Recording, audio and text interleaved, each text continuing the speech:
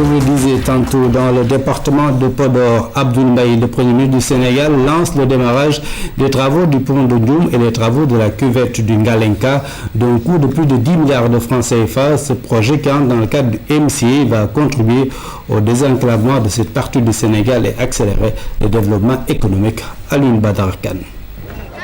Sur les berges du Doué, il n'est pas évident de rejoindre l'autre rive. Les pirogues traditionnelles ont toujours la côte. La traversée est difficile. Des années que cela dure, mais bientôt Ndioum aura son pont. Un pont de 160 mètres sur le Doué, cet affluent du fleuve Sénégal. Un pas vers le désenclavement de toute la zone. Une révolution. Ce pont contribuera à délivrer de l'isolement, des difficultés de déplacement, de la marginalisation et du mal développement. Bénéficiaire du MCA depuis 2004, le Sénégal récolte ainsi les premiers fruits de sa coopération avec les États-Unis d'Amérique dans le cadre de cet important programme d'aide au développement.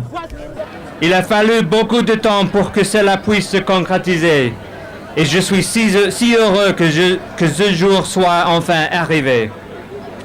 Je suis particulièrement heureux d'être ici, compte tenu des liens anciens d'amitié et de coopération bilatérale dynamique qui existent depuis plus de 5 décennies entre les États-Unis et la République du Sénégal. Le développement passe inéluctablement par le désenclavement. L'État en est conscient et s'attelle à faire du désenclavement de toutes les régions du pays une priorité. Le MCA constitue donc une formidable opportunité. N'oublions pas que désenclaver, c'est sortir de l'isolement.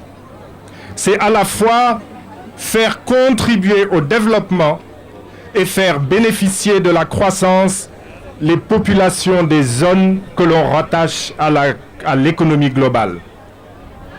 Le programme du MCA Sénégal dont nous lançons aujourd'hui les premiers chantiers, en est une illustration éloquente.